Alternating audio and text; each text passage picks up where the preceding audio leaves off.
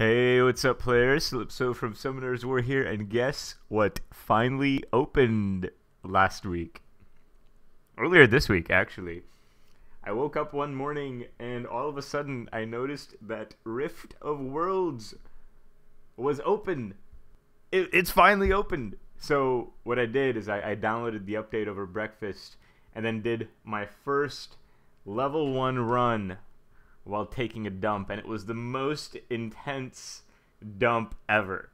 So here we go. I'm gonna make a private party. A couple of people have offered to join me, so I'm gonna invite SEO Nab.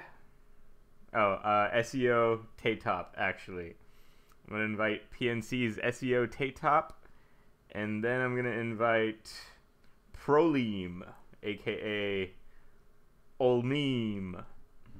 Alright, Proleem, where are you at?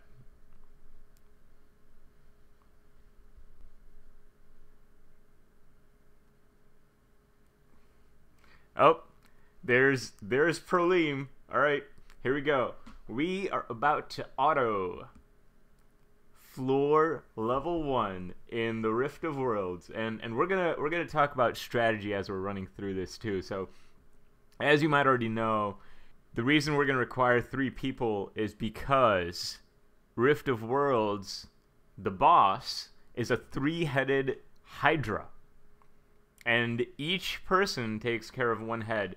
And that Hydra is a boss. I mean, he's a boss. Like, he stuns you like crazy. He does all this stuff. Like, it's ridiculous. It's actually really smart of Com2Us to only allow auto battles for the Hydra, because that prevents the whole lag that you see in many MMOs that's common on the PC, for example.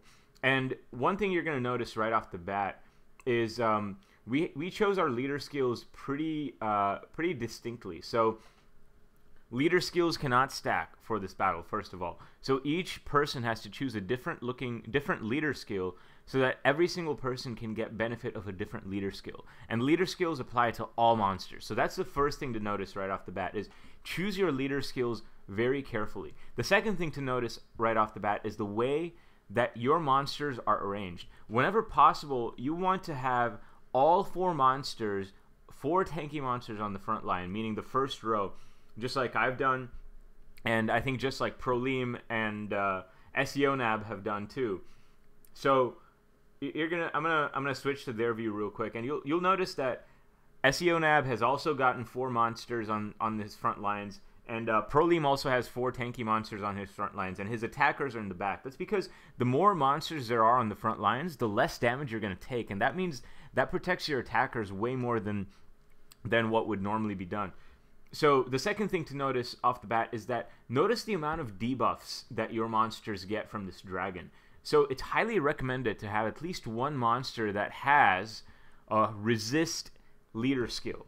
And me personally, I chose Tessarion, the Fire Ifrit, as my leader because he has, you know, we're not on the monster selection menu, but there's a leader button that you can select to figure out which monster you want as your leader.